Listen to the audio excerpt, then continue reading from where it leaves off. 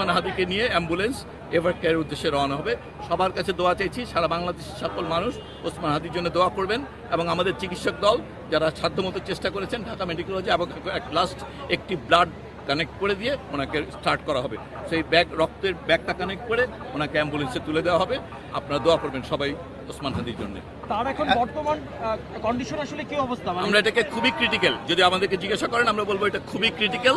এই অবস্থায় কনজারভেটিভ মানে কোনো ধরনের কোনো ইন্টারভেনশন করা হবে বলে আমরা মনে করছি না আগামী 72 ঘন্টায়। এটা খুবই ক্রিটিক্যাল। এই অবস্থায় ব্লাড দিয়ে এবং এই যে ফ্ল্যাকচুয়েটিং ডায়নামিক অবস্থাতে আমরা কোনো রকমভাবেই কোনো স্টেটমেন্ট পরিষ্কার দেওয়া কঠিন। আপনার পুরো নাম পদবি? আমার নাম মোহাম্মদ সাইদুর রহমান, আমি বিশেষ সহকারী স্বাস্থ্য ও পরিবার কল্যাণ মন্ত্রণালয়। ধন্যবাদ। এবার সার্জন আছেন, উনি হচ্ছেন প্রফেসর জাহিদ। তো এটা মানে ম্যাসিভ ব্রেন ইনজুরি বলতে যা বোঝায় সেটাই, এবং ব্রেন স্টিম মগজের যে কাণ্ড সেই কাণ্ডের পাশ দিয়ে বুলেটটা বের হয়ে গেছে, কাণ্ডেরও ইনজুরি হয়েছে। এখন ওনাকে কৃত্রিম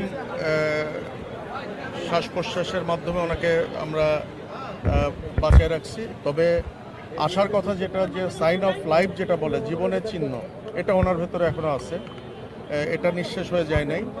আমরা আশাবাদী এবং আমি অপারেশনের টোটাল অপারেটিভ প্রসিডিওরের মধ্যে আমাকে অ্যানেস্থেশিয়ার যিনি প্রফেসর উনি বারবার আমাকে অ্যাসিওর করছেন যে ওনার নিজস্ব যে ইফোর্ট, একটা মানুষের যে শ্বাস প্রশ্বাসের ইফোর্ট যেটা, ওটা ওনার ছিল।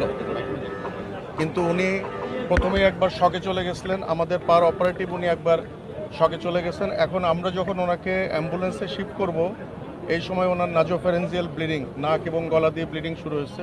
তো ওইটা আমরা মোটামুটি ম্যানেজ করছি। ইএনটি সার্জনরা ফাইনালি ওটা ম্যানেজ করার পরে আমরা ব্লাড দিয়ে সেফলি ওনাকে শিফট করব। আমরা আপনাদের কোনো আশার কথা শোনাতে পাচ্ছি না, তবে উনি এখনও বেঁচে আছেন। গুলিটা আসলে কোন দিক দিয়ে লেগে কোন দিক দিয়ে ঢুকে গেছে? এবং বাম দিকে কানের ওপর দিয়ে ঠিক গুলিটা ঢুকছে এবং ডান দিক দিয়ে বের হয়ে গেছে। আর আমরা খুলিটা খুলে রেখে দিচ্ছি বাম দিকে, কারণ বাম দিকে হলো এক্সিট উন্ড, ওখানেই মগজ বেশি ক্ষতিগ্রস্ত হয়েছে।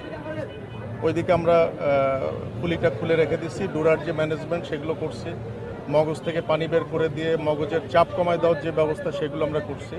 আমাদের পক্ষে যতটুকু করা সম্ভব আমরা করছি, কিন্তু বেসিকলি ওনার অবস্থা খুবই ক্রিটিক্যাল। আপনার পুরো নাম পরিচয়? আমি ডাক্তার জাহিদ রায়হান, আমি এখানে নিউরোসার্জারি ডিপার্টমেন্টের